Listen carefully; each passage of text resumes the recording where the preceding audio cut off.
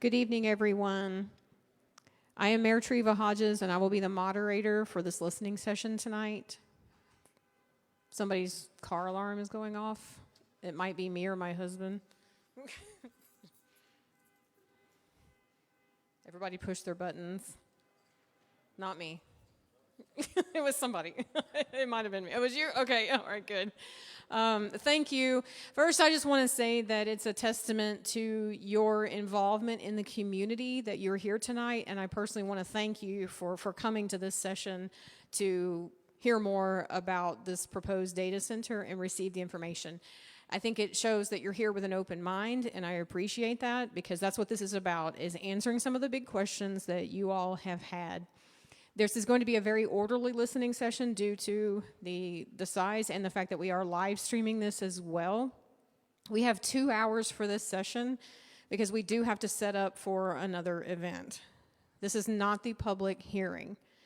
This is a listening session that we hold to clarify any misinformation that has been circulated online and to have some of the questions that you've had and that I have had answered directly by the company. I have already shared with the company the feedback I have received to this point. So everybody who has sent me an email, or those of you that I was able to connect with when I came through Woodford Farms and Jordan Drive, I spoke directly with several of you. I took all of that information and I emailed it to the gentleman from QLEVR, and I said, these are the questions people need you to answer. Chances are they will answer many of those questions in their presentation tonight. Just in case they don't answer a question that you have, we have cards in the back of the room on the table with pens, and I would ask that you write your question, your name and address on that card, and bring it up here to Brian. And after the presentation, we will make sure we work through any of the additional questions. Okay, so if you have a follow-up question from the presentation, or if you have a question that was not answered at all by the presentation, we ask you bring those to Brian, and we will moderate those and make sure that we get all of your questions answered.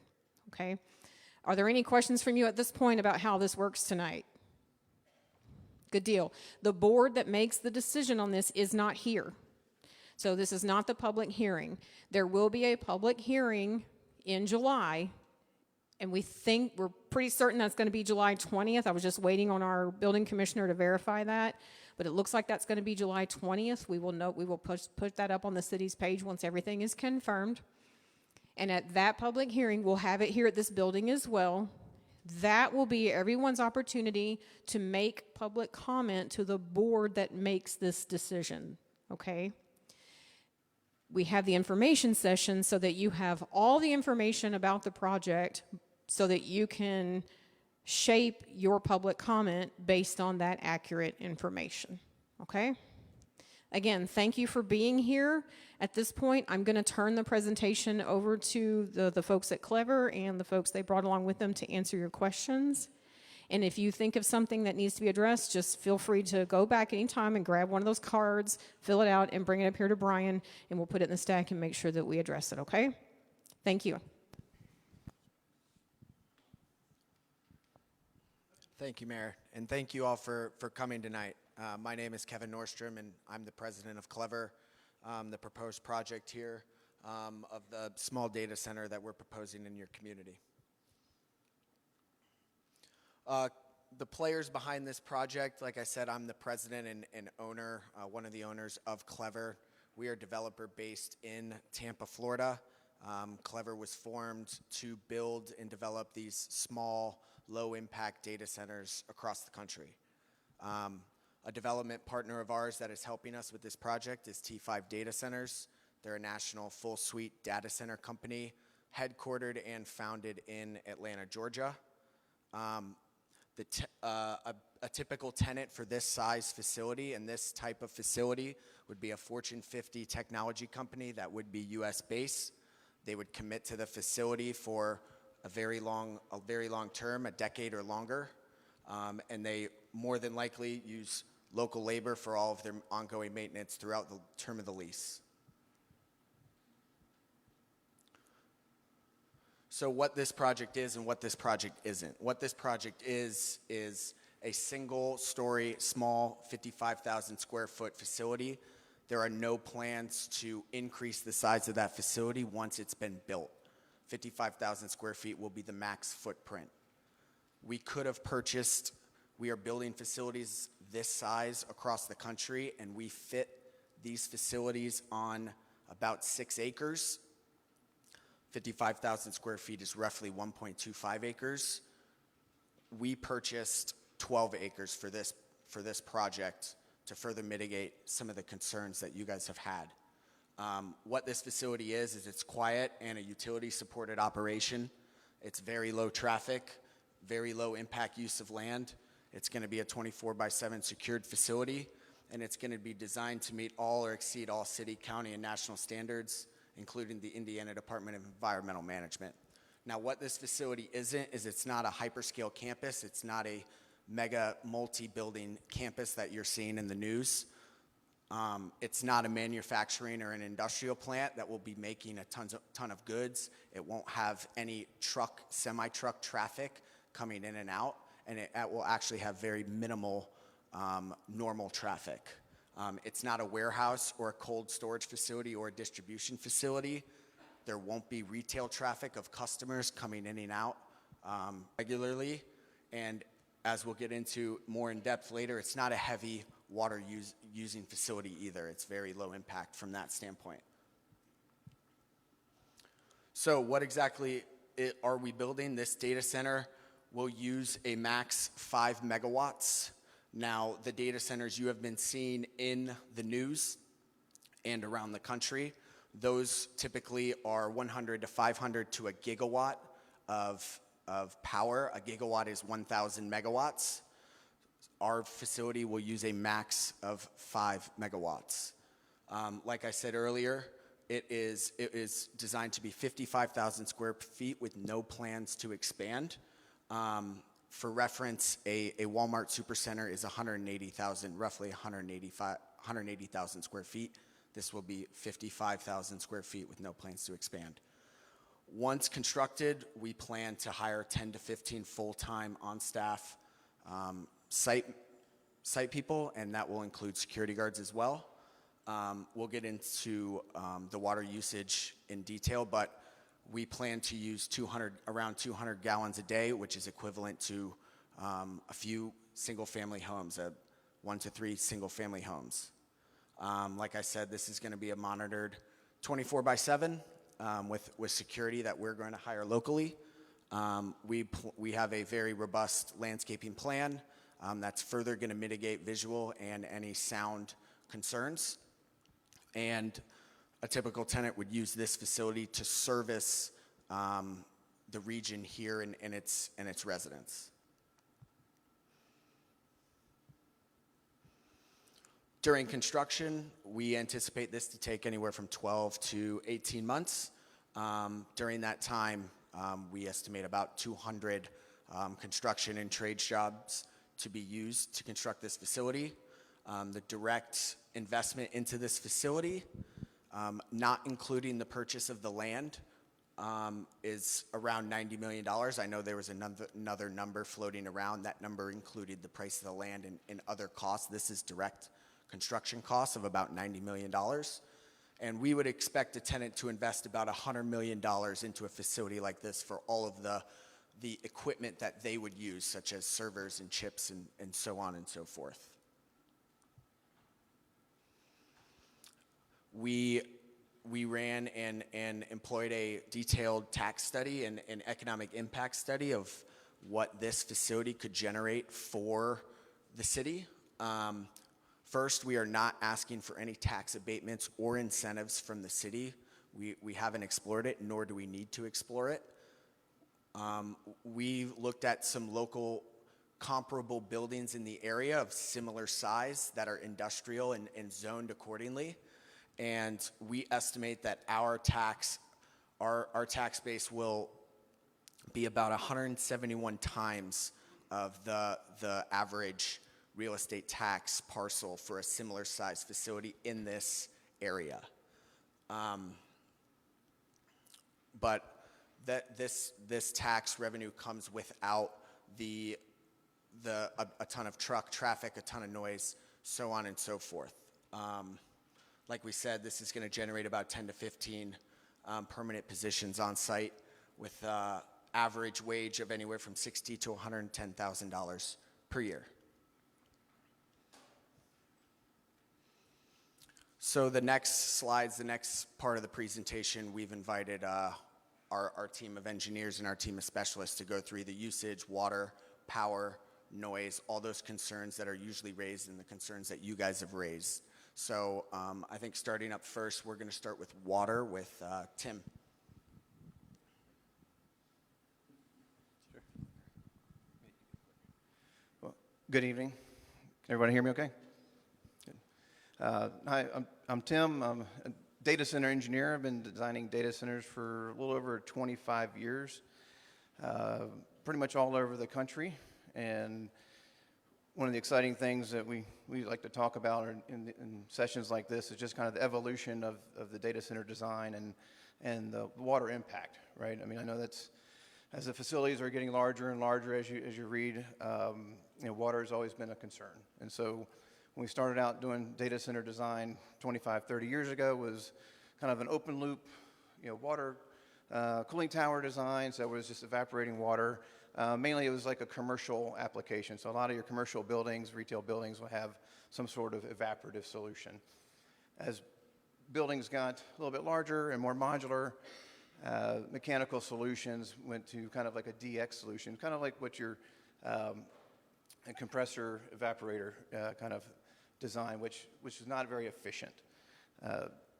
As we move forward into where we're at today with these systems and why we use this closed loop mechanical system, an air-cooled chiller design, is that we're not using water, right?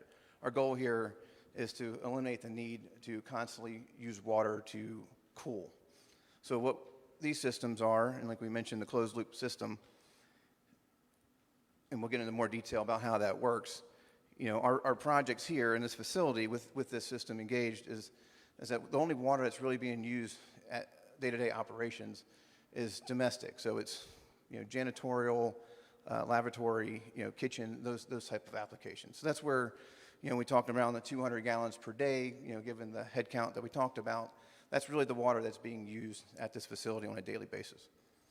The context here about 25,000 less water than legacy data centers, and that's exactly how we're doing that. How we're achieving that is using air-cooled equipment versus water-cooled or kind of open cell cooling tower application. So we're not evaporating water, we're not spraying water or utilizing water to cool the system. Go to the next. Yeah. So really how this system works, and one thing to think about when we talk closed loop and air-cooled and air-cooled chillers and how this cycle works, we think about our home. Our home has a condensing unit sitting outside with a fan that kicks on. It's got piping that goes in between, into your furnace, your fan unit, and it blows air throughout the facility. So that's, throughout your home. Well, that's how this system works as well, right? So you have a fan outside, the fluid's going through the system, the fans are cooling it off, and it just kind of circulates. At home, we don't have to, recharge our system daily or use any other fluid, constantly fill that. That's once it's charged, it's set, it operates. And that's what these facilities do here. And so how it works is when we build it during the construction phase, we have to charge it or fill the pipes up with the water. And the size of this facility is about 60 to 70,000 gallons of water to get there, which is about 3 to 4 backyard pools, I would say. So filling up, just to give you some context on what that takes to do that. And once it's full, then it cycles, it stays within that closed loop, within that piping system. There's going to be maintenance activities to clean out filters and strainers that are things in there. And when you do that, there's usually a topping off of like a gallon or two of water. So those happen periodically throughout the year. So that's the extent of the water usage of this type of design. And that's what we're seeing, and it's that would be applied to this facility here.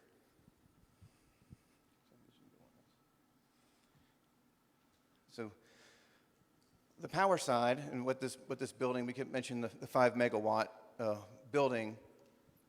we've had conversations with the utility, and just to share with you kind of what that really means and impact of the utility is that this capacity or the size of this building and the utility load that we're using is only about 12% of the capacity of the substation that's existing there. So there's really no additional burden to the capacity. Any upgrades, and I think we have a note over here that all the upgrades that are happening on that system to support the building, all the distribution, is 100% funded by the project. Okay, so any upgrades to breakers or feeders or conduits, how to get from this substation to us, all that is going to be funded by this project. The other nice thing about this data center load that utilities like is that it's a flat, constant load. So when the when the data center is operating, the IT equipment and all the servers that are in there, they're running constant, okay? And so what that does, it helps for the utility, is that it gives you a good base load for infrastructure, so you're not cycling up and down like you would at other properties that have daily or cyclical usage. So these are great base loads for utility that they can model those load profiles and maintain the power quality of the system. And I think the other note here, just to kind of give you a little bit of reference, is that, so when we say 5 megawatts, what does that really mean? If you think of like a medical facility or hospital, that's about a 5 megawatt load. Okay. Go next one. Lighting and noise. So I'll talk a little bit about lighting. As we mentioned earlier, this facility is 24/7 monitored and controlled by with security. So we do have lights just like any other facility that'll come on at night. So it's got photocell or sensors, so that way when it gets dusk, the lights come on. And what we do is we design the facilities and all the light to have full cutoff, so we're not doing any light trespass to neighbors. And from an engineering perspective, we run photometric studies to validate the light placement, the angles, the angle of the fixtures, so that way we are avoiding any light trespass or light pollution onto our neighbor's property. I think that about covers the lighting part. I'll hand it off to Tad to talk about noise. Thank you very much. Good evening, y'all. My name is Tad Hardy. I work for Kimley Horn and Associates, and I've been doing noise studies of various sorts for about 14 plus years now. I'm a registered professional engineer as well as a member of the Institute of Noise Control Engineering. And when it comes to data centers, obviously there's concern about noise that comes from the mechanical equipment to keep the servers inside cool. With the size of this facility, the equipment that's expected to be implemented on site, we're predicting at the closest residence to the southwest a noise level of approximately 45 decibels during standard operations. So that's about what your refrigerator running in your kitchen is doing. That is very compatible and comparable to the area surrounding the property itself. And while we've done some field investigations and desktop reviews, we've noticed that there's a lot of agricultural equipment out there today, especially grain bins and silos, and the noise that's generated from that use itself is actually quite a bit more noticeable and expected to be more impactful than what this facility will produce when it's done through the construction and then operating. So in general, the operations of this facility, and we'll look at some noise contour graphics in just a second, but the anticipation is that there would be a very minimal difference in the overall noise levels that nearby residents would be experiencing, especially those on Woodford across from Christiani Parkway. The traffic that's there, the building placement, there are a lot of really good benefits right now that are anticipated to keep noise on site from impacting any of the surrounding uses. So if we could go to the next slide real quick. So you can see on the standard operations graphic that we have, based on where the building is oriented and where the mechanical equipment is located, the operations on a daily basis are once again anticipated to be below 45, like near or below 45 at the closest residential properties. You can see we've got, it might be hard to see, but there is receiver one, the standalone property that's kind of southwest of where we're at, or not southwest, but west of where we're at. And then properties on Woodford Road that are on the opposite side of the building. And so this facility itself is expecting to implement chiller equipment with low noise fans, so that the humming that people are usually complaining about from some of these larger facilities is expected to be mitigated by automatically implementing some abatement at the source, so low noise fans. It might be kind of hard to see in the graphic, but there is also a noise abatement measure, so a barrier around the mechanical yard that's already proposed and will be implemented to help contain noise within the mechanical area itself.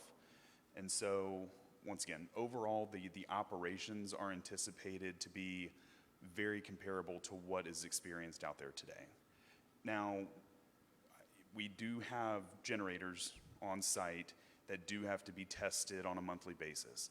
And so those generators are usually tested about 30 minutes each on a monthly basis, cycled through usually one or two at a time. And those generators are already going to be upfit with sound enclosures to keep any of that operational noise as close to the source as possible so that it's not escaping off-site. And you can see, based on the prediction model that we've run so far, the expected change in noise levels when generators are being tested is only about 3-ish decibels over what's expected from the on-site kind of standard operations. And like I mentioned, the building itself is oriented in a very noise compatible way to keep additional residents on Woodford from really hearing much anything once the site's constructed and operational. That's about all I got right now. All right.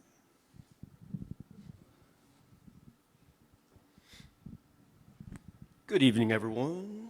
That's a little loud. Okay. Okay, thank you. Good evening, everyone. My name's Nate DeVore. I'm with Corgan, the architect for the project. And I wanted to spend a little bit of time just talking about traffic and why data centers make good neighbors. So it's kind of hard to see here. The left-hand side, that's your vehicle trips per hour. And on the bottom, you got roughly 12 a.m. to 10 p.m. That's the time of day. The red line you see is what we would typically see in a residential subdivision. The blue line would be more or less like a warehouse distribution center. And the cyan line at the very bottom is what we anticipate this data center to bring into the community.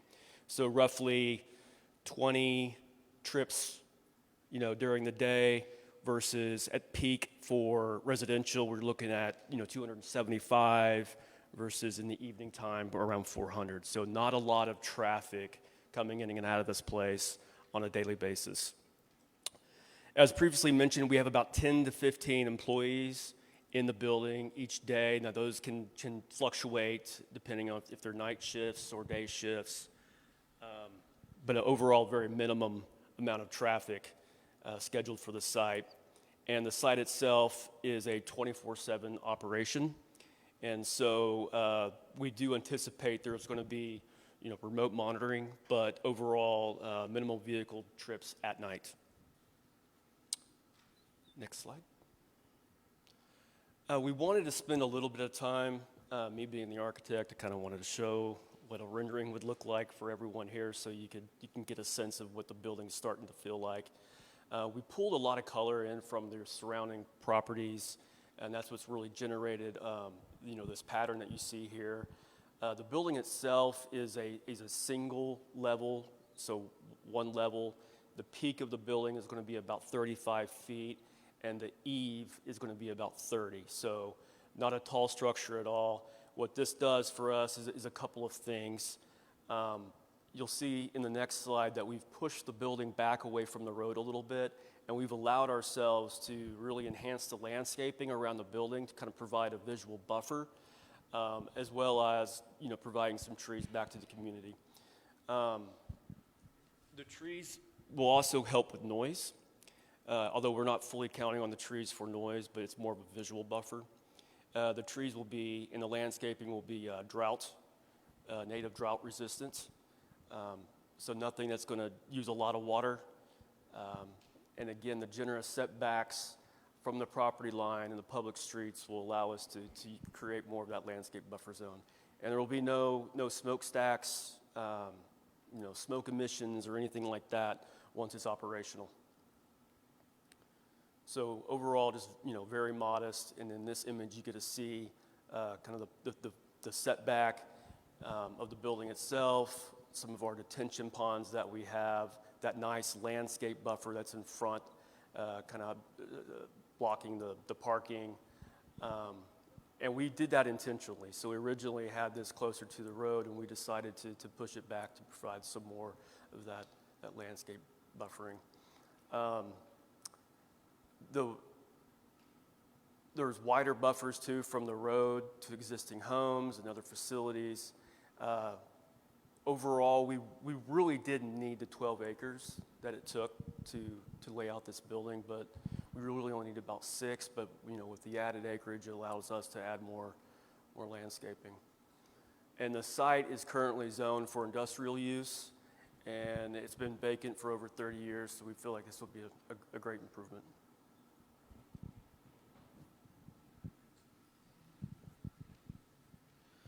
Yeah, thank you guys for that. And just kind of reiterating, again, kind of the overview. We feel this is a strong tax-based project based on the small footprint that we'll be occupying. We forecast that we will be paying over $2 million a year in taxes. So, like I said earlier, we feel the multiple on that compared to other sites this size, this use, or even larger than us, we feel this is a very good project for the community on that standpoint. These jobs that typically come with these data centers are high wage paying jobs, and we feel we're going to generate 10 to 15. We know we're going to generate 10 to 15 of those jobs inside of the facility once operational. For the 12 to 18 months of construction, like we said, we anticipate 200 or more construction jobs that are going to be working on the project. A lot of local labor, a lot of local laborers patronizing the local businesses as well during that time. And we do feel this is a low impact facility, like we said, with the traffic, the water, and the power. There won't be much traffic at all. No semi trucks. None of that noise, no retail traffic. This will be a very quiet site. Some of the misconceptions that we hear about our data center is that we're a large water user, as they've pointed out. It's about 3 family-sized swimming pools that we're going to fill initially, and then use the same amount of water as a few single-family homes on a daily basis. Like they mentioned, there aren't going to be smokestacks or visible emissions that are going into the air. I know I've seen some videos online. That's not what our site's going to look like or do. We touched on the noise. Like I said, there's not going to be a lot of traffic. The generating testing is very modest, and we feel that neighbors really won't even notice that we're there. And the utility costs, like we mentioned, we're not constructing a new substation for this project. We're pulling from an existing substation where we are going to be a very small part of that energy draw, and any upgrades to service our project are going to be fully funded by us. And like we mentioned earlier, kind of to touch on the tax and the utilities, we aren't going for any abatements or incentives on this project. So I think with that, I know I'm going to turn it over to Dan Christiani of Blue Lick Development.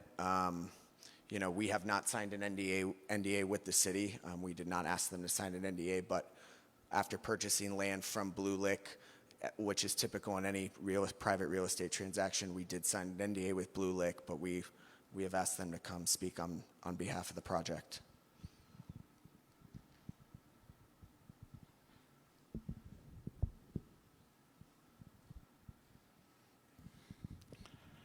want to thank you all for coming. I'm Dan Christiani. For you all don't know who I am. But, you know, when we looked at this project, you know, the first thing that comes to mind when you heard data center, you get all out of whack because we don't know what they really are and the size of it, you know, because this is a small one. So we researched it. And the reason that we couldn't have this meeting before this was out is because we, and especially on a commercial property, there's a lot of times we have to sign a non-disclosure that we can't talk about it, we can't do anything about it until it's over with, and we're still underneath that closure. But you know, it's just. You know, it's a shame that we have that, but that's what we was under. That's why we couldn't have come out and talk about it earlier on. And you know, this property has been zoned for probably at least 30 years. It was zoned commercial before I bought it. And for you all that don't know, I owned 65 acres in front of this property right by Highway 62. Where the entrance is now. I own 65 acres there that I probably bought about 20 years plus years ago, 25 years ago. And so anyway, when we bought the Kleiner property, it was already zoned commercial. And our property wasn't zoned commercial. And as soon as I bought the property, I brought it into plan and zoning and had it turned into commercial so it would match all the rest of it that was around it. So, you know, I've got a lot of bad publicity, and I just want to tell you, you know, I live in this community, and I made a statement when we moved here that, you know, we wanted to come to Charlestown to have more room and to make a community. And not to downgrade our community. And, you know, I'm not trying to slap anybody in their face because that ain't what I want to do. And you're all my community. And so I'm not going to do anything that's going to hurt you or my grandkids or my kids. And, you know, so I live here. And I don't know if you just look around what we've accomplished. I'm pretty proud of what we've done. And I know we've been pushed down a lot and slapped down, but the problem is you all didn't know the facts. And I'm sorry because we couldn't give you the facts. But, you know, now that we can. But it's just the fact is that after the fact, which is, I know it's hard to live with. But I really think this is good for the community. And the tax dollar it's going to bring for the size of the building, and just kind of give you a comparable, this building would be about the size of our shop, our new shop. Our new shop's 40,000 square foot, so it's 15,000 foot bigger than what our shop is what the size of it is. So it's comparable. That's pretty close, so you can kind of get your mind. And them other two buildings that we just got done building there, one of them's 500,000 square foot, and the other warehouse is 250,000 square foot. So this is a pretty small area, and just like when they came to us, they was wanting to buy 3 or 4 acres, 6 acres at most, and we told them, no, it's going to mess up our plan, and you had to buy 12 acres. We want to make sure we have plenty of buffer. We got a neighbor right there that just bought this house, and we don't want to destruct. We want to have enough space between us, and we want to be a good neighbor. And we'll do everything in our world to try to be a good neighbor, because we are still trying to build a community, and we got a lot of good things that we're working on. I can't talk about yet that we're trying to bring to this development, and it's just everything don't happen overnight, and it takes time to build it, but. We're planning on a whole lot of other things happening, and some restaurants and other stuff going on that we want to try to go. We've been working on it. I can't reveal them yet, but anyway, I plead with you all. Just, it isn't as bad as that everybody puts it up to.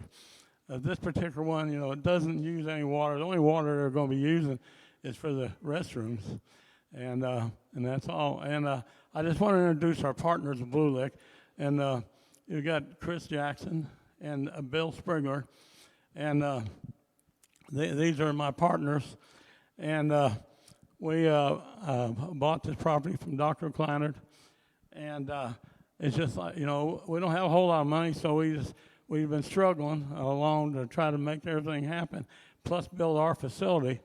And so, you know, I don't know, I think we've moved along pretty good for what time we've had. But, you know, we want to be a class act. I mean, we try to do everything the right way, and that's what we want to do. And I want Charlestown to be proud of what we're building. And I can just go on, but I just want to tell you all that from the bottom of my heart and from all my kids and grandkids, you know, I got a legacy to live up to, and I need to live up to that. And I appreciate you all coming because you all didn't know. So some of the mean things that I've seen on Facebook and stuff, that's okay because you all didn't know. And I understand that, and I forgive all that. And, you know, before Christ was crucified, they tore him up too pretty good. So, you know, I got big shoulders. I can take it.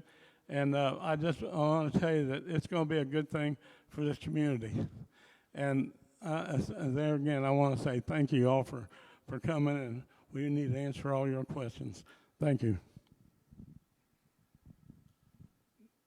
Thanks.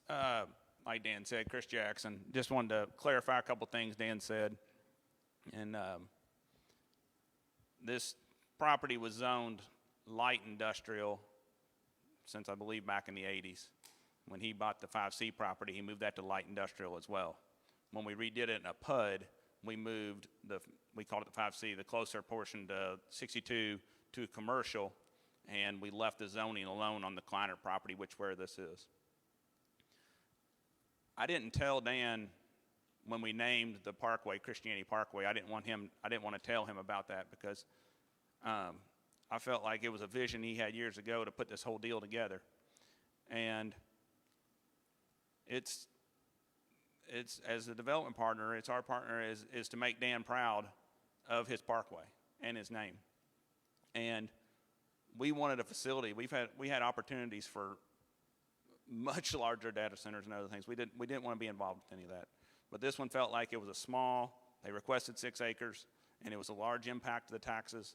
It was just a good project for this community. That's why we chose to go this direction. And we want all these other things to happen. We want restaurants, and we have lots of stuff like that in the works.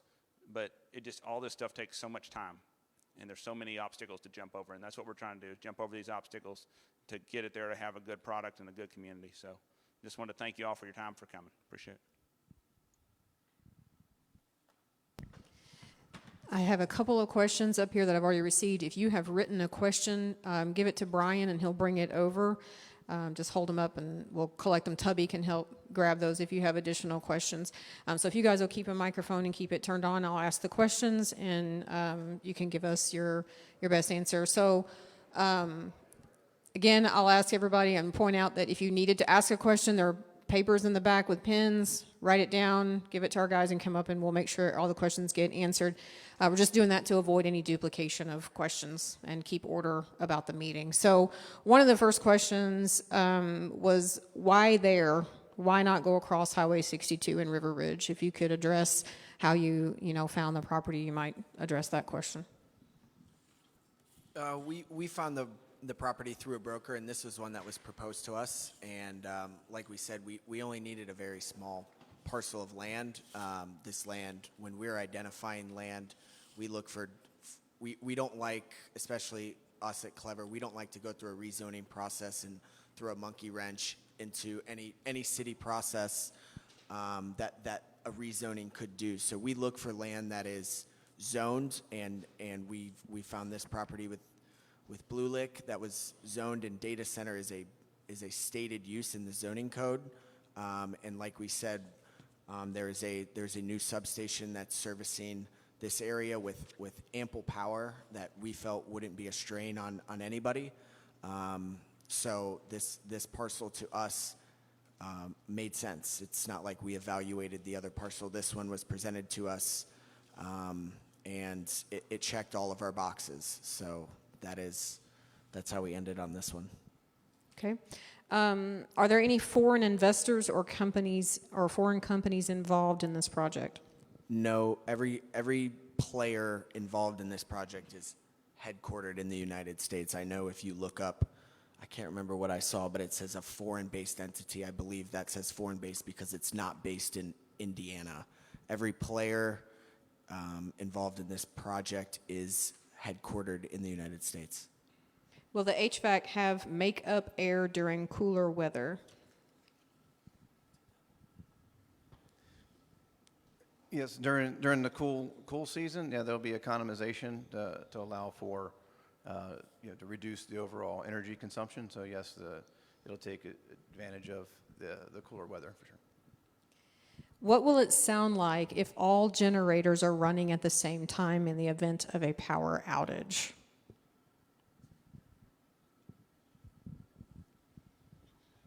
So if in the rare event that all the generators on site need to operate, it would likely be probably in the upper 50s, mid to upper 50s range.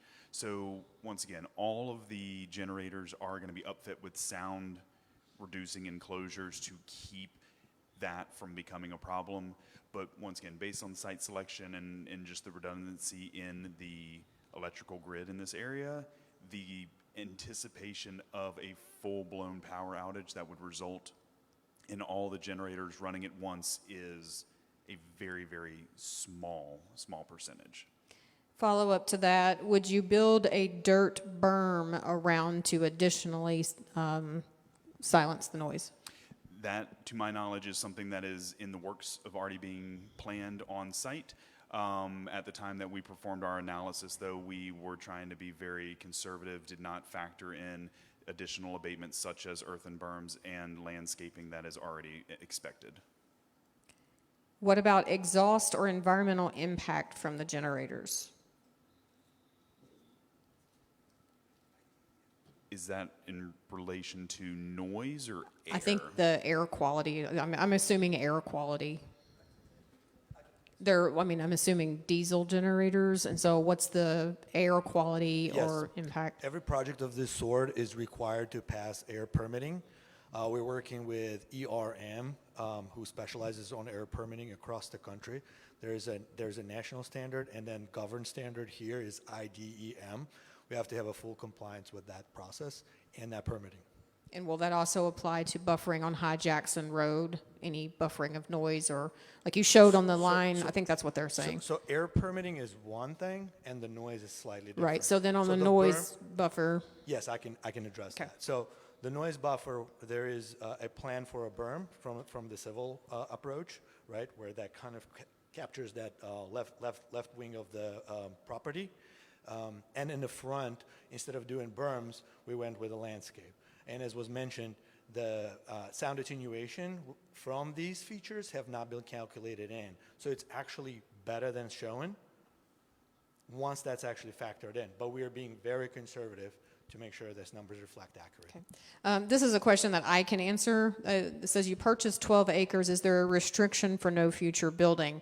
That is a restriction that could be placed by the Advisory Plan Commission, who's the board that ultimately makes the decision about this project. So any of the things that, and my building commissioner's here somewhere, if I get this wrong, he'll correct me. It's my understanding that any of the presentation that they have put into their site plan, their development plan that has been formally submitted to the city, that the Advisory Plan Commission can legally hold them to those standards in a legally binding agreement for them to build this, and that they can also put additional restrictions on them, such as the requirement to do additional berm and those kinds of things. So that decision is made by the Advisory Plan Commission and held as a legally binding agreement. It says you bought the property. Who will own the property after you build it? The owner is that entity that you saw. They are a large financial institution that is based in New York City. We are not allowed to disclose who they are, though. But you can confirm that there are no foreign investors or involvement in that. Confirmed. It is a U.S.-based investment fund as well. Okay. This one is involving Jordan Drive, which has experienced extensive noise and general disturbances for several years due to the upgrades to the power infrastructure. The question is, will there be any upgrades to the existing power lines or additional lines constructed for this project?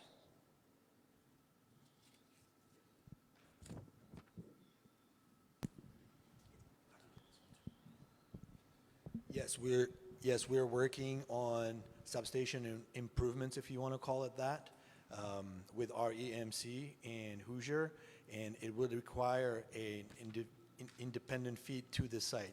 That's not going to put strain on the existing electrical network. Okay. This one is one that I guess, I don't know that you guys have an answer for this, but it was asked, what value does the data center bring to me? And I'm assuming as a resident, what value does it bring to the resident? I know you touched on tax, if you want to say anything else about that.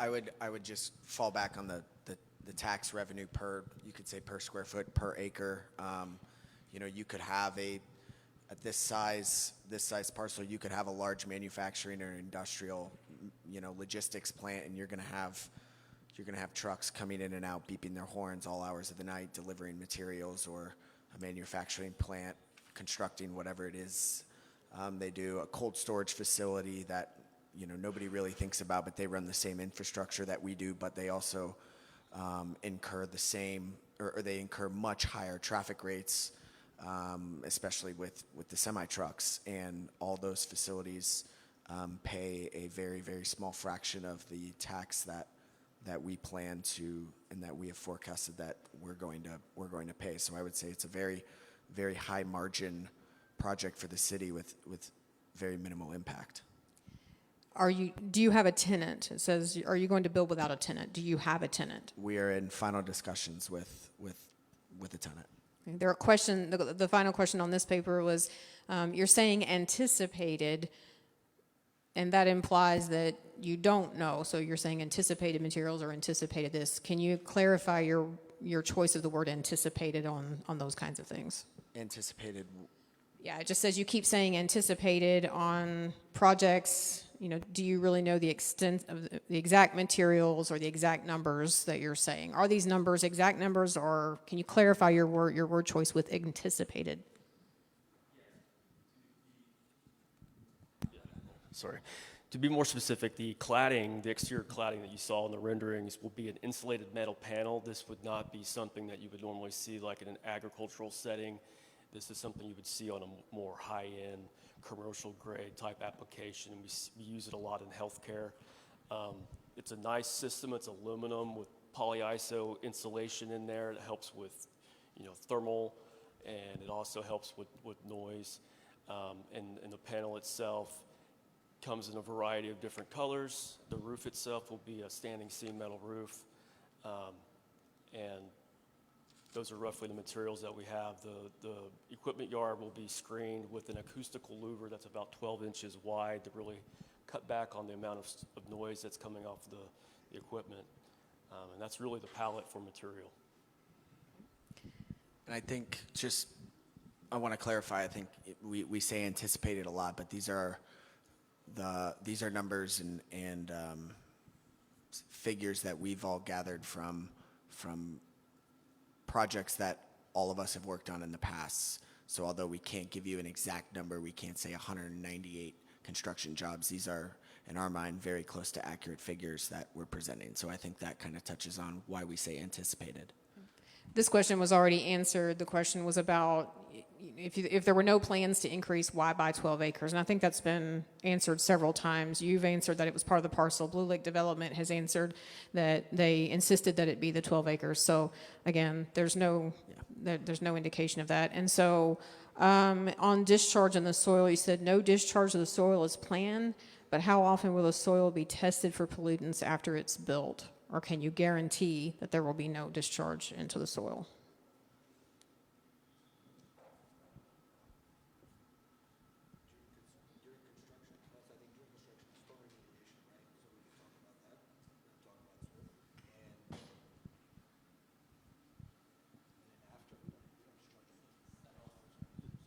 The discharge will be very minimal. It'll be mostly be domestic water given this climate. That would go into your sanitary. We also do have some storm runoff on site right now. If you noticed in the renderings, there was a few detention ponds that helps eliminate how much stormwater we have coming off the project and into the public storm system. And it slowly releases the water back into the ground. But the anticipated water that we're going to be, if we do have to do maintenance on the closed loop system, it'll just go into the sanitary. You said, can you clarify how many generators you were going to have?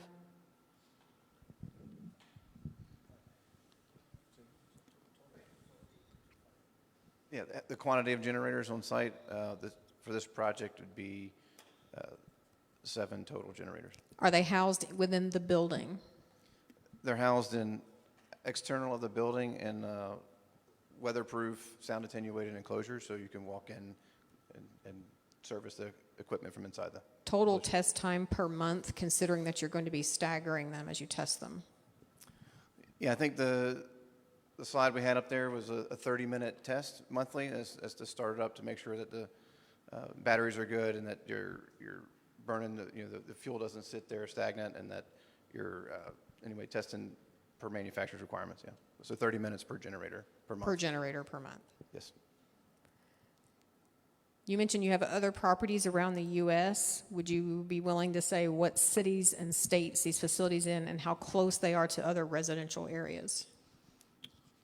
We have a couple around the country. I don't think we would be at liberty to say exactly the cities, but they're all spread out.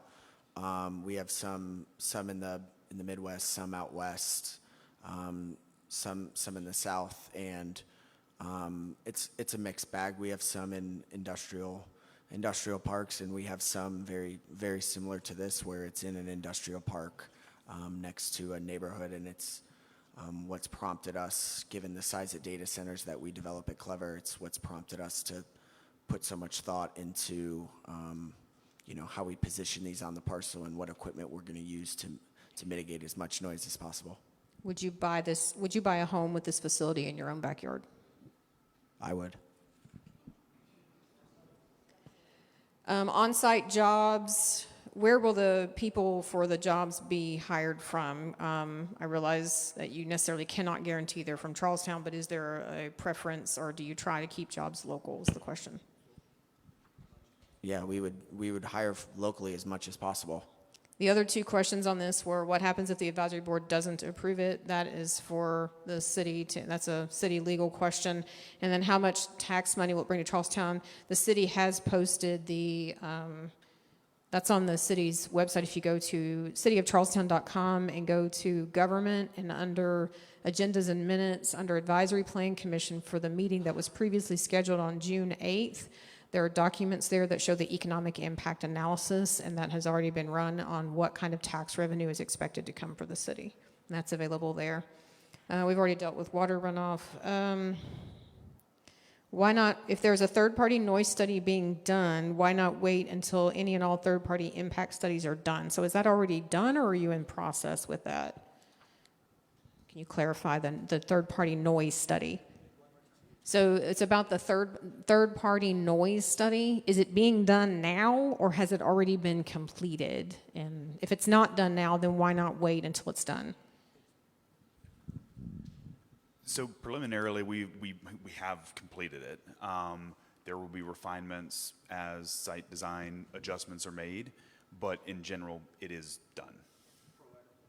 Yeah, and that's to be proactive so that if an issue was identified, that it could be mitigated from the get-go. But based on the preliminary results that we've run in our model, everything checked out really well in comparison to some of the other larger facilities that we've seen. Okay, on noise, keep yours still up. I'm trying to collapse these as much as possible into similar themes. You said the normal decibel level is 45. What is the frequency of that noise? So the decibel level that we reported, so 45 decibels in the A-weighted system. So the A-weighted decibel system is what we as humans react to the most. The noise emission of the on-site equipment, so chillers during standard operations and the generator testing, those are spread across multiple octave bands, so multiple frequency ranges. There's not one particular frequency in which the noise is emitted. And once again, in order to combat potential issues with low frequency noise and other concerns that have been raised with some larger data center facilities, there have been proactive adjustments and treatments that are going to be applied to the chiller units themselves to keep, more of a flat emission across the frequency spectrum. Stay there. This is a clarification. This person apologizes. They could not hear the answer. I know it sounds loud to you, but you got to kind of like be in it. You mentioned that there was a buffer on the Christiani side of trees in the front from what you showed, and that you were looking at a dirt buffer or berm around the back. But specifically, could you talk about what kind of buffer will be on the High Jackson side? So that would be the portion of the property where that single home is. What are you putting in that area between there and High Jackson Road? Yeah, so that's the area where the earthen berm is anticipated to be located. Are you receiving any federal funding or tax incentives for this project? No. I'm juggling. And you've already answered this, but can you clarify that there will be no emissions from this facility? It says what emissions will be from this facility. I believe you answered that, but just want to make sure. Are there any emissions? You said no smokestacks.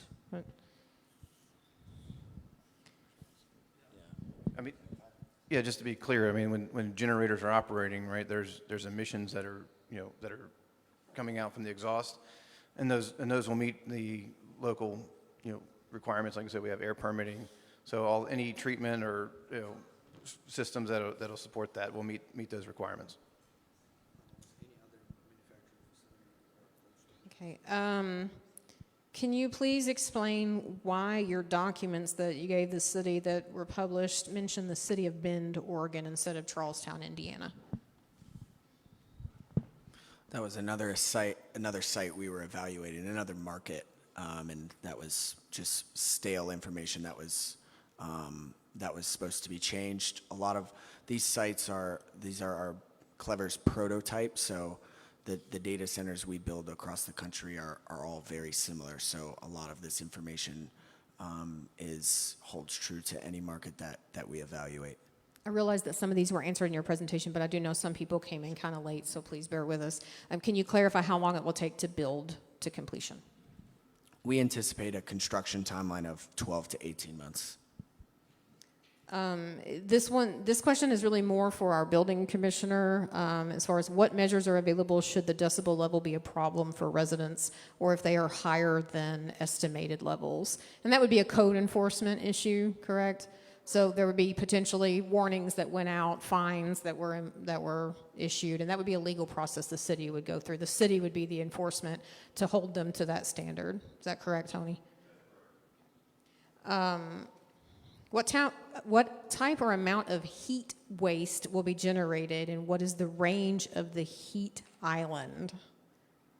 What type of heat waste, and is there a range for the heat island? Is this center going to make things hot, I guess? That's technical language I don't understand. I'll take a shot at that. I'd say that the heat that's generated from the technology equipment within the space is cycled through the air handling unit, so it's the return air that's coming within the space. So it's all contained within the data center, and so as I mentioned, the closed loop system, so the coils that come through the fan walls or the air conditioning systems, that heat gets returned back through there, and that's where the cooling down comes through and goes out to the outdoor unit. But all the heat is contained within the space. Okay. Our folks are good at searching the internet, and they have seen that the company has threatened to sue another city in another community for placing controls. What commitments can you make to act in good faith here in Charlestown? You're presenting this information. Is this being presented in good faith? up front? Yeah, so part of this process, given that we bought the land and it was already zoned for this use, we had our planning commission hearing meeting, and after that we would go and after that meeting we would go there for approval, and we offered to push that meeting back to hold this information setting to answer any questions that come up and to be as forthcoming as humanly possible. So I'd say, and we weren't required to do this. This isn't part of getting our permit. We did this to be as good of a neighbor as possible. So I'd say that's kind of how we've acted in good faith for this project. This person says they have seen estimates of 3 megawatts, 3.5 megawatts, and 5 megawatts. What is the real number, the maximum, and why is there variance in some of the documents? Initially, we will build 3 megawatts as a tenant that we expect moves in and commissions their equipment. There will then be we expect there to be an additional 2 megawatt build out to bring us to the 5 megawatts. But like I said, all of that expansion happens inside of the 4 walls that we're building. So essentially we're building 100% of the building envelope, the shell, and we're only building 60% inside of it out at completion. So that means we will complete the site in, let's call it 12 to 18 months. We'll allow someone to move in and start commissioning their equipment, and then there will be additional, there'll be additional opportunity, tax revenue, and other construction opportunity inside of the 4 walls in the future. Okay, so I'm going to ask this one as kind of a double one. It's talking about, I think, quality of life impacts together, these two. And so can you discuss what impacts you've seen from your data centers that mirror this one in surrounding neighborhoods on housing values, overall quality of life, and especially to the effects of wildlife in surrounding area?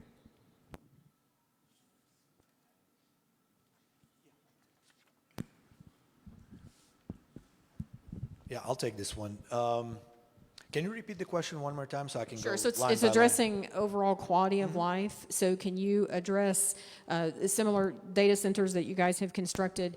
What has been the impact on the neighborhood quality of life in things like home values, effect on animals or wildlife in the area, and just overall well-being of the community? Yeah. Obviously, with the most recent sort of misconceptions about data centers, there's just maybe the public perception has shifted a little bit, but I think the industry is going to have a response, and I think the educational portion, I think, will help kind of remove some of these misconceptions, which I think will address the concerns about the quality of life or cost increases or whatnot. What we try to do today is highlight some of the benefits and compare this slightly to other facilities that could be moving in that either come in with a much worser impact, but are maybe not being looked at under the same microscope as the data centers, for example, right now, just with a different agenda that's kind of circulating in the media. So with that said, as for noise and other mitigations, that is not anticipated to impact any of that, on any of the wildlife or such. And I'll just add to the noise study, that has been proactively done on our end. It was not required, and that study continues for several layers until the full design is done. And we have held ourselves to a much more stringent requirement than there locally already exist. Just kind of to address that. Hey, we're not. We have to stay civil, guys. We have to stay civil. Please do not shout out. Please. Then, ma'am, you can come to me individually, and I will. Ma'am, what I'm saying is let me get through these last few questions, and if yours still hasn't been answered, you can come up here and ask me, and I will ask it. We have too many people here in a very short amount of time. This is not the public hearing. Folks, this is the listening session, and they're here to answer questions, and they're doing that. the chance to make public comment in front of the board will come at the public hearing in July, okay? Ma'am, I will hear your question and I will ask it. I promise you that. Let me get through these, and if your question still hasn't been answered, we will make sure that your question is answered. And if there's anybody else in here who cannot write, same thing. Just slowly raise your hand, and Mr. Deaton back here, raise your hand, Chuck, and wave at everybody. He will come around and he will hear your question and come let me know, okay? We're going to hear everybody out. We still have 55 minutes before we have to break down and set up for another event. We're okay, all right? These two kind of go together. Can you talk about, or can you tell us what type of data center storage you're going to be doing? So specifically, is it storage? Is it for computer? Is it for a banking type company or something like that? Is there anything else you can say about the type of data that this center will be storing? Yeah, so usually I'd say that what it's not first. What it's not is the large hyperscale campuses are where there's a lot of AI compute and a lot of I guess number crunching, whatever you want to call it, where it requires the massive amounts of power. Usually these data centers are used by larger tenants for either data storage or to store their network equipment or to deliver apps and other services to their end users, which would be everybody in this vicinity. So it would be more delivery and delivery of their content. What is the setback distance from the generators and cooling equipment to the residential properties? Do you know the approximate distance between those specific elements and any residential? I know you've got the house on High Jackson that's probably the closest, and then you've got that line at Woodford that would be probably the next in proximity. Yes, the setback right now is about 200 feet from the road, and then you got the building width itself is about 100 feet, and then your equipment yard beyond that, so roughly 200 feet. Can you explain, this is we just got this, but it's very relevant to that. Can you explain why it is so close to Christianity Parkway and High Jackson and not further back in the 12 acres? Can you address the placement of the building? So the building itself is positioned along the western edge of the property itself. So we are about as far west as we can get, taking into consideration easements, fire loop for the fire trucks. So that the current position is off the road as far as we can. And this is a clarification that the project that the company and the data center will be solely responsible for its electrical consumption. Yeah, that's correct. What chemicals are used in your cooling system, and what is your containment spill plan? So in the cooling system, there in the water loop, there's microbial inhibitants, so that basically keeps the water clean, so no organisms grow in the water. And then there's PG or propylene glycol mixture in there to for the freeze protection and for efficiency of the water loop. You said that the facility is pollution compliant, but how much pollution will be made?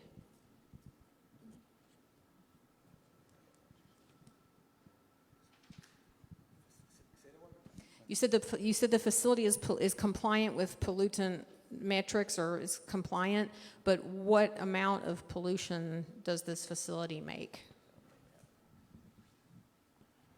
So IDEM requires to perform a full-on modeling. That is in process right now. I believe it will be completed over the course of the next 3 to 4 weeks. So do you think you'll have that before the public hearing? I'm pretty sure. Okay. Mm-hmm. If not, there will be a preliminary study. Would you be willing to share that with the city for public once you get it? That would be provided to IDEM. I believe that it will be also public knowledge, if I'm not mistaken. And it has to be compliant or there is no approval. That's how simple it is. Outdoor air-cooled radiator. How much noise does the outdoor air-cooled radiator make?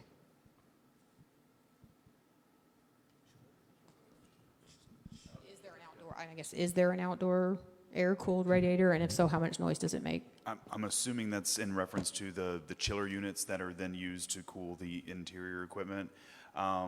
I would have to confirm the emission levels for the particular chillers that are proposed on site, but on average, they're usually in the 70 to 80 decibel range. But once again, these particular units are upfit with additional treatments to reduce that overall noise emission level. And that's just something I would need to confirm. Oh, yes, and we do have the perimeter, acoustical louver wall. Okay, and that's a wall that goes around the, okay. Yep. Will this interfere with internet? No. And the question was, who makes the final decision? So again, this goes before the Advisory Plan Commission, and the Advisory Plan Commission is tasked with reviewing the development plan that was submitted by the company. And their question that they're answering is, does this fit with the city's existing zoning code, which was written in 2016 as light industrial, because the property is zoned for light industrial, commercial, and retail. And so the Advisory Plan Commission evaluates the development plan, and it either fits or it doesn't. That's the next step with that. And then, can you clarify on taxes? Again, that tax document is listed online.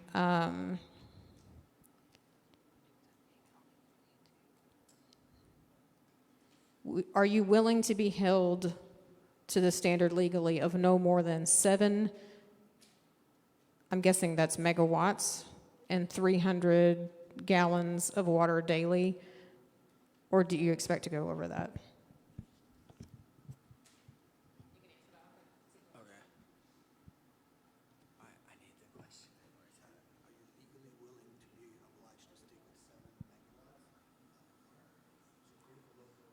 Yeah.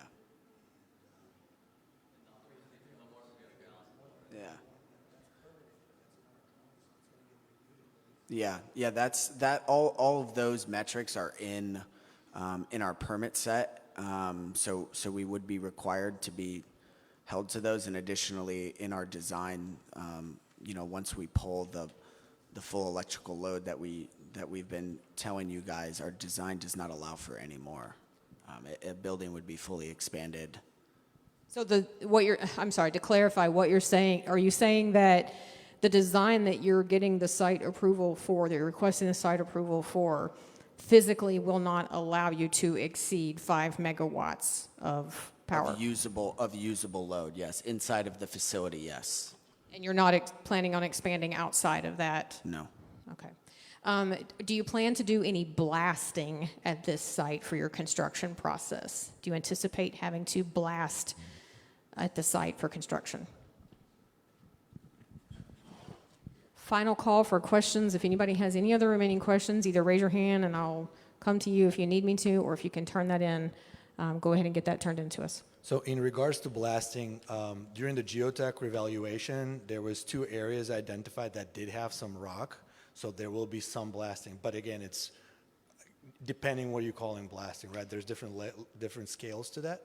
So this considered to be on the minor side. Okay, what assurance will you provide homeowners in the near vicinity that if there is damage to their property from blasting, that they will not be responsible for that damage? If you cause damage to someone's home, are you going to fix it? I think I think when you receive the permit, there's legal clarifications within the permit and the construction work that probably outline all of that. We'll just have to double check with you guys. I would recommend double checking on that before you have the public we hearing. have no option. We have to oblige to it. If the facility was to melt down, what toxins would be emitted into the air?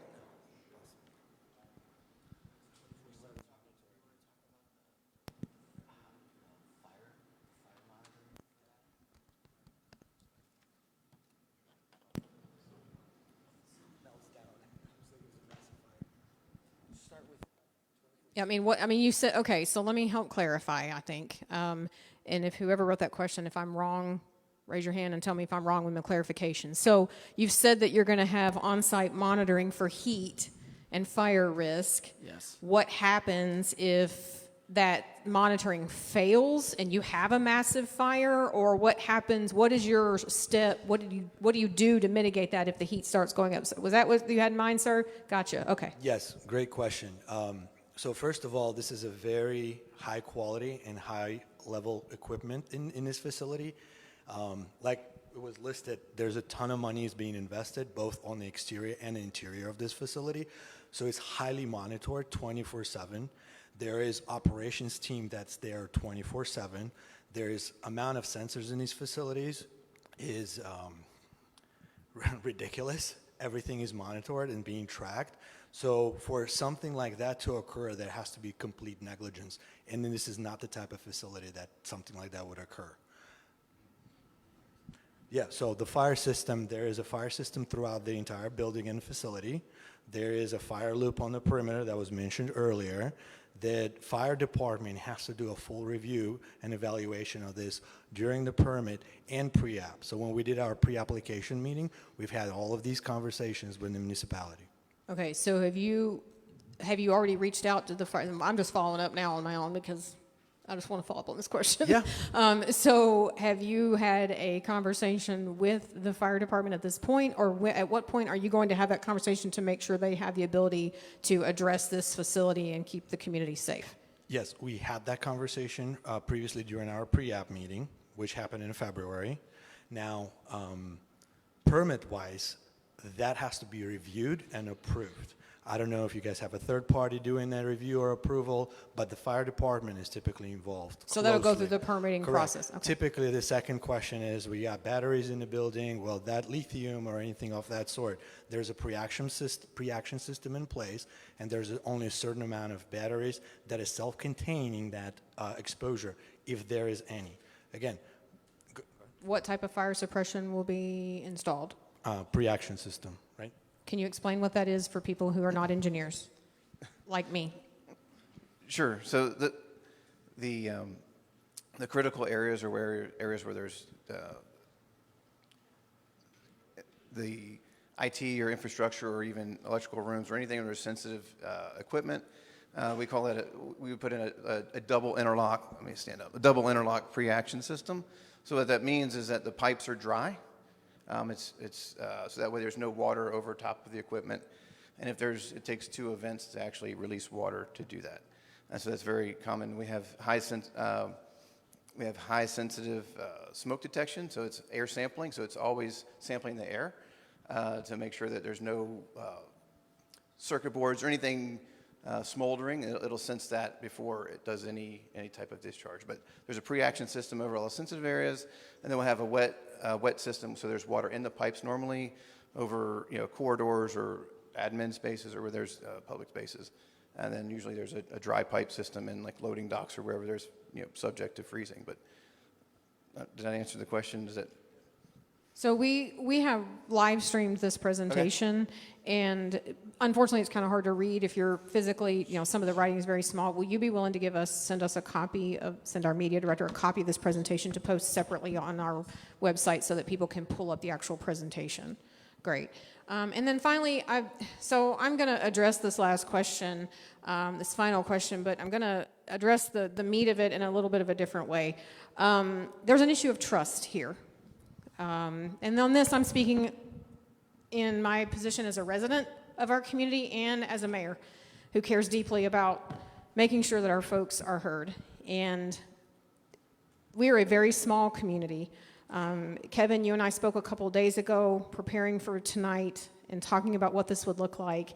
And I explained to you that we're your typical Midwestern community where everybody knows everybody, and we have one grocery store, although we would love another one, Dan, Blue Lick. We would love that other grocery store. But we care deeply about ourselves. We care about this middle school that's right near here. We care that we're trying to build a 70-acre nature preserve park very close to this for the city for residents to enjoy. And, people have invested in their homes in Woodford and on Jordan and on High Jackson and throughout our community. Our homes are our hearts. And so there's an element of trust here. And when when we hear non-disclosure agreements and those kinds of things, we're already coming at a gap here with a lack of trust. So what final thoughts would you share with everybody here and everybody watching online to try to help us understand how we and why we should trust you as a community and why you want to come into Charlestown and be here?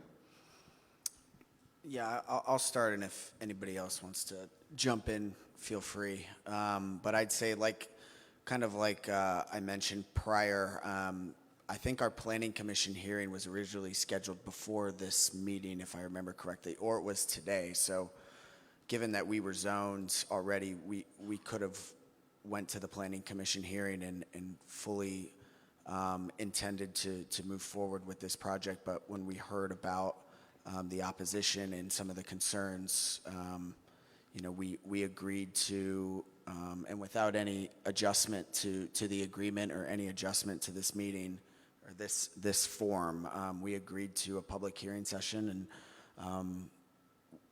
and it was even our idea to have this live streamed. Originally, it was just going to be the neighbors, and I can't remember the radius, but a small radius, and I offered to the mayor, we'd like for you guys to live stream it, and we'd like as many people as possible to understand what we're building and to understand that we are not what you're seeing in the news. Because I know it can be daunting and it can be a lot of information, and especially sometimes it's hard for us as data center professionals to kind of take ourselves out of that world because we deal in it every day, but we understand that there are concerns, and we understand that sometimes this is a complex issue. So we, like I said, we've decided to push that meeting back to give you guys a chance to dig in, to give you guys a chance to ask questions, to give you guys a chance to learn who we are and what we're doing. So I'd say that's part of it, and like I said, this property is a perfect fit for the small, low-impact data centers we're looking to build for some of these technology companies that need them to service their customers. And I can tell you, I would be willing to bet the customer that ends up leasing this facility and using it will be delivering their content directly to you guys, and I can guarantee you most or all of the residents here use those products and use that product. So. We want to do these meetings, and we've done these in other cities too.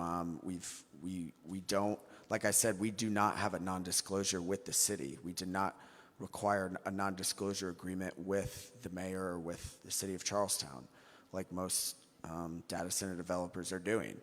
The only non-disclosure agreement that we asked for was with Blue Lick early on in the transaction. That's very typical and common when negotiating with private property transactions. So I'd say, in regards to hearing you guys, in regards to doing our best to be as transparent as possible and being the best neighbor that we can be, we feel this project will generate a good amount of tax revenue and hopefully be reinvested into the community in ways that you guys will see the benefits shortly after we're up and operational. So if anybody else wants to, or if I missed part of the question, if anybody else wants to jump in. I did have one other one that snuck in, just as a clarification. I think I know the answer from the presentation, but I want to be clear. So in the presentation, you talked about 45 decibels, but then at another point, it was mentioned 70 to 80 decibels. Was that where you were talking about testing or having to run the generators, that it would be a little bit higher at that time? I think that question was if they all were running. Running at the same time. At the same time. All right. And no attenuation. With no wall. attenuation. So no attenuation wall. So no the sound study that you have where you're citing these decibels, that does not take into consideration any of the buffering that you're putting in place? Is that correct? Is that what I'm hearing? Trying to trip folks over here. So the 70 to 80 decibel, I guess, reference came up a couple times. First, it was in reference to the typical noise that a grain bin fan generates, and I was trying to use that as a point of comparison because those uses were observed in the immediate vicinity of this site. But the other reference to generator noise was the typical emission level of a generator pre-sound enclosure abatement.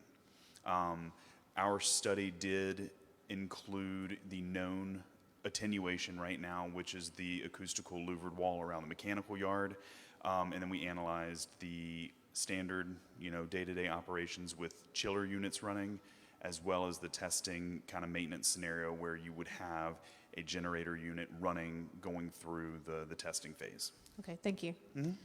All right, thank you all again for coming tonight. I want to go over next steps with you so that we're fully clear about what happens next. This was designed for you to get this kind of information and get answers to that. There have been a lot of statements that have been put out mainly on Facebook about how noisy data centers are and those kinds of things. I asked this company to slow down from their original public hearing because I wanted you to get this information directly from them as they presented it tonight. Any developer that comes through the city does the same. They provide the same site information and development for what they're going to do, and then it goes before the Advisory Plan Commission. So the Advisory Plan Commission will hold the public hearing next. We think that's going to be July 20th. We had heard from a majority of the board members, and I think I had told you that date was pretty solid. So I feel like that's going to be the date, and we'll clarify that tomorrow in the office with the building commissioner and get that officially published. But it should be Monday, July 20th at, I think those are at 6:30 p.m., and we'll be here in this building again because we want to make sure everybody has plenty of space, okay? At that meeting, it will be the public hearing before the board that makes the decision. It's a 7-member board made up largely of appointees that are volunteers from the community, your neighbors and friends, and they will be assessing the site plan as it's been given by them. There's some other information you guys talked about. Hopefully you'll have that available at that meeting, some things that you're still waiting on IDEM study, those kinds of things. They will make another presentation in front of the Advisory Plan Commission of their development plan. At that point, you will be able to make public comment directly to the board. And that is where you can take all this information that you've received and shape your public comment. And usually those are about 2 minutes long. If there is a very large crowd, sometimes they reduce it to 1 minute, but generally 2 minutes. And you'll be able to come up one at a time, and that's for everyone. There's no restriction on where you live. Everyone will have an opportunity to speak in front of the board for however long it takes. Okay, that's what a public hearing is. And then the board will evaluate that and go forward from there with the decision of whether it is light industrial. And your feedback is a critical component of that because it helps the board determine which elements might need to be asked to be changed, whether that's a higher landscape berm or whatever that is, okay? So that's the next step. Of course, you can still email me if you have additional follow-up things that were not addressed tonight that you would like for us to follow up on. That's mayor@cityofcharlestown.com. And if you are not able to attend the public hearing, the building commissioner and I have expanded the way that you can provide public comment to the board. If you write your response or type it up, print it or email it to us with your signature, has to be your signature and your address on it so we can verify you are a real person. We will print that and include it with the packet that goes before the board so the board will read all of those responses. They will not be read out loud at the meeting, at the hearing, but the board will receive them in advance so they can read them for the hearing, okay? So those are the next steps. Again, I can't tell you how important it is to me. I'm so glad you're here tonight because I think this is important. I'm glad to see so many of you involved in the community and caring about your community and caring about your neighborhoods. So thank you, and you know how to reach me if you have any follow-up questions, okay? Have a good evening.